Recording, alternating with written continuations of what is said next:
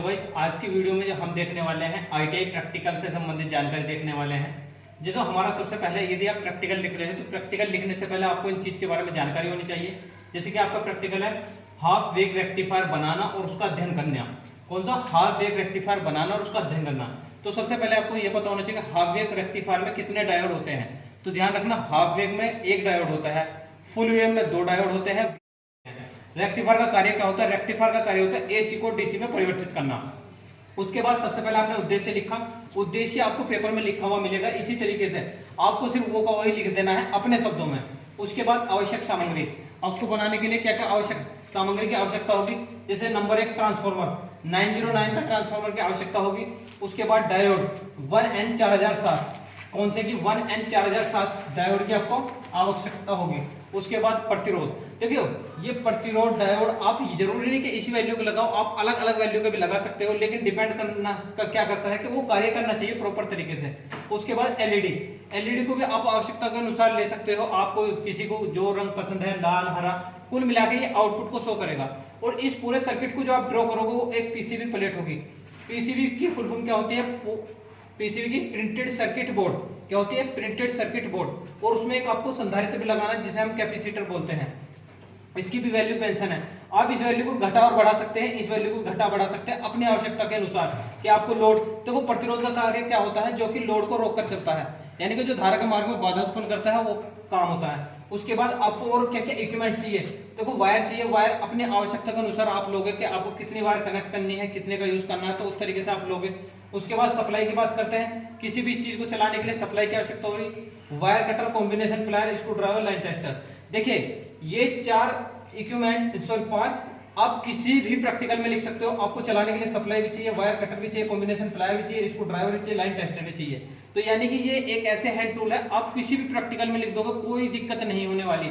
तो आप इनको लिखो और बाद में जो भी आपका प्रैक्टिकल हो उसमें स्टार्टर मांग रहा है, जो भी चीज मांग रहा है, डायोड, कैपेसिटर, जो भी है वो चीज मेंशन कर सकते हो। तो उससे क्या होगा? आपकी जो आवश्यक सामग्री है वो कंप्लीटली पूरी हो जाएगी। उसके बाद क्रियाविधि। अब क्रियाविधि में क्या होगा? क्रियाविधि में सबसे पहले आपको क्या बनाना है? उसका चित्र। यदि आपको याद हो तो उसका चित्र सबसे पहले ड्रॉ कर दो, और ड्रॉ करने के बाद इसकी क्रियाविधि को लिखना है। सबसे पहले देखो इसमें क्या लगा हुआ है? एक ट्रांसफार्मर लगा हुआ है जो कि 909 का है। इस वायर को हमें यूज नहीं करना क्योंकि हमने इस वायर को यूज नहीं करा, हमने 9 और 9 को यूज किया। ये हमारे पास कौन से प्रकार का ट्रांसफार्मर? स्टेप डाउन ट्रांसफार्मर है। कौन सा है? स्टेप डाउन, यानी कि जो वोल्टेज को कम करेगा। ये हमें पता कैसे चला गया स्टेप डाउन है?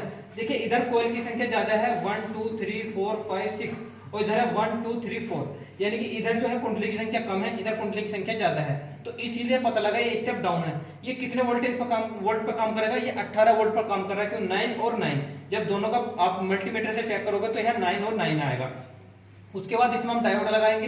डायोड क्या करेगा? डायोड का कार्य होता है एसी को डीसी में परिवर्तित करना, यानी कि रेक्टिफायर का पूरा कार्य ये करेगा। ये क्या करेगा? इधर एसी होगी, इसे डीसी में परिवर्तित कर देगा, जो कि प्लस पॉइंट बनेगा।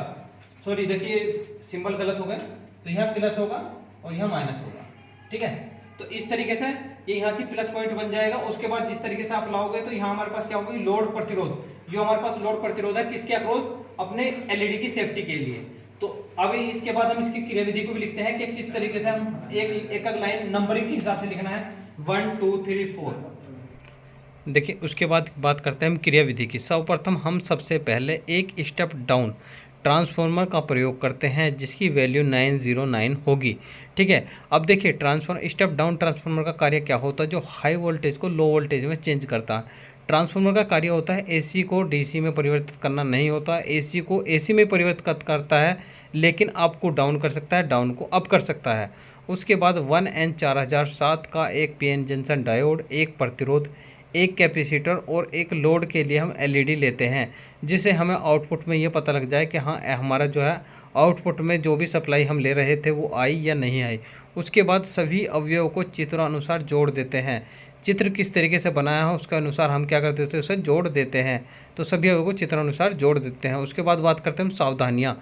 सावधानियों में किस चीज़ का ध्यान रखना? कनेक्शन आपके लूज़ नहीं होने चाहिए, कनेक्शन उचित और चित्रानुसार अच्छे तरीके से होने चाहिए। देखिए कनेक्शन लूज के कारण क्या हो सकता है? आपका शॉर्ट सर्किट हो सकता है, कनेक्शन हो सकता है प्रॉपर तरीके से सर्किट कार्य ना करे लूज होने से। जो आप सर्किट बना रहे हो उससे कहीं शॉर्ट सर्किट होकर आग लग जाए, तो उसलिए क्या ध्यान रखना है, कनेक्शन लूज नहीं होने चाहिए, कनेक्शन उचित और चित्रानुसार अच्छे तरीके से होने चाहिए। उसके बाद बात करते हैं परिणाम की। अब परिणाम में क्या होता है, जो आपने सबसे पहले उद्देश्य में लिखा है वही आपका परिणाम में होगा। क्या, हमने हाफ वेव रेक्टिफायर बनाया और सफलतापूर्वक परीक्षण किया।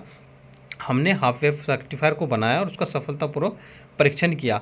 अब जिस तरीके से आपने जो जो परीक्षण किया है, आप वो चीज़ जानते हैं कि आपने कहाँ एसी को चेक किया या किसी कंपोनेंट को, जैसे कि आपको ट्रांसफार्मर की टेस्टिंग करनी है तो सबसे पहले आपको मल्टीमीटर चलाना आना चाहिए। मल्टीमीटर से आपको एनालॉग हो, डिजिटल हो, या जोन से प्रकार का मल्टीमीटर यूज़ करते हो उससे आपको सबसे पहले ट्रांसफार्मर की टेस्टिंग करनी है, डायोड की टेस्टिंग करनी है, प्रतिरोध की टेस्टिंग करनी है, एलईडी की टेस्टिंग करनी है और कैपेसिटर की टेस्टिंग करनी है। यदि आप टेस्टिंग नहीं करते तो आपको बहुत सारी प्रॉब्लम आ सकती है, जैसे कि क्या, मान लो आपने किसी भी कंपोनेंट की टेस्टिंग नहीं करी और उसमें आपका ट्रांसफार्मर ही ख़राब हुआ, पूरा सर्किट बनकर तैयार हो गया, तो वो आपको कोई भी आउटपुट शो नहीं करेगा। तो इसलिए ध्यान रखें, सबसे पहले आपको क्या करना है, उनकी टेस्टिंग करनी है। टेस्टिंग करने के बाद ही आपको सर्किट को अच्छे तरीके से ड्रॉ करना है। और इसी सीक्वेंस में, जैसे कि हमने आपको बताया, इसी सीक्वेंस में आप किसी भी प्रैक्टिकल को लिख सकते हैं। सबसे पहले उद्देश्य, उसके बाद आवश्यक सामग्री, उसके बाद क्रियाविधि, चित्र है तो चित्र बनाना है, नहीं है तो छोड़ दो। उसके बाद क्या बनाना है, सावधानी, और उसके बाद परिणाम। इस तरीके से बनाओ, प्रैक्टिकल 100% अच्छा होगा। धन्यवाद दोस्तों।